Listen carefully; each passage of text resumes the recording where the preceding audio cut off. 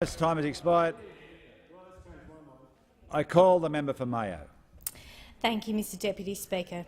It took a drought and the imminent collapse of a national river system to force us to put aside our parochial state interest to create the Murray Darling Basin Plan, a national plan, a national agreement.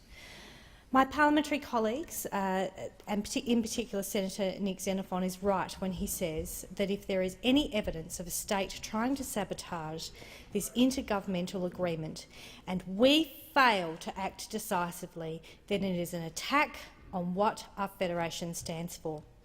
Back in November last year, when there was a suggestion of cuts to the environmental flows, there was such community anger that the Nick Xenophon team had to stand up for downstream communities. We successfully advocated for measures that elevated the Basin Plan to the level of the Prime Minister and First Ministers at COAG, and then put the plan through the forensic scrutiny of Senate estimates. This was designed to provide additional transparency to ensure the Basin Plan would be delivered as promised. And although this was a step in the right direction, it is now clear that the level of transparency achieved through Senate estimates is simply not enough. We are convinced that the only way that the outcomes of the Basin Plan can be ensured is for the state and federal governments to open the books, the accounting, the modelling, for all to see. And only then will the Australian public, and particularly the communities along the river, have confidence in their governments that the Murray-Darling Basin Plan will be truly delivered on time and in full. The National Water Commission was originally given the mandate as an independent auditor of Murray-Darling Basin water accounting and standards. The function of this commission was diminished and folded into the Department of Agriculture and Water Resources.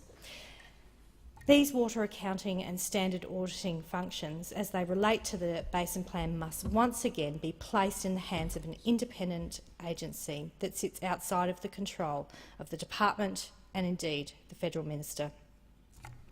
Such independence must be accompanied by annual audits of expenditure of public funds and annual independent reviews of the Basin Plan progress.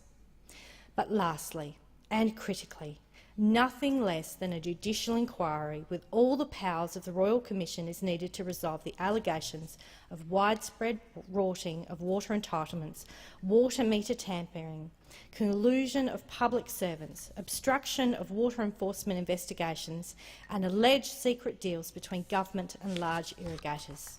This is theft. Allegations that 1 billion litres of water, 1 billion litres of water that belongs to our nation, paid for by taxpayers, has been stolen. The communities in my own electorate at the very end of the River Murray feel angry and betrayed.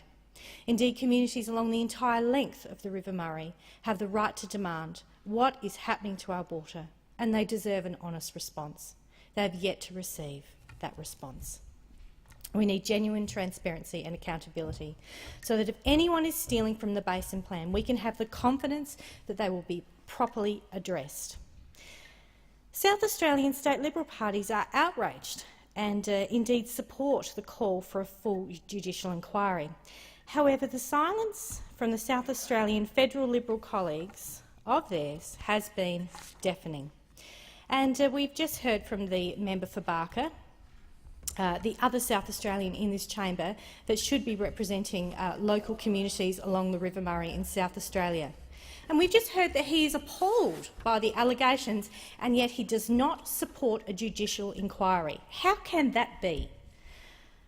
Of course, and again today, the member for Barker talked about long-nosed fur seals in the Coorong, which he did yesterday, interrupting me in my speech about the Coorong. But we hear nothing about him saying. He refuses to say that he believes that this should go to an inquiry with Royal Commission powers. How must South Australians at Waikerie, at Loxton, in the Coorong, at Mannum and at Murray Bridge feel to hear that their federal member will not support a judicial review? They must feel abandoned by their federal member and by their federal government. The people from Mayo and from the neighbouring electorate of Barker and elsewhere in South Australia, they stop me in the streets and they say, please fight for the river. Don't give up on a judicial inquiry. Don't give up on us. And we won't, because water rights in the River Murray and the Murray-Darling Basin, they can be traded but the river itself belongs to all Australians.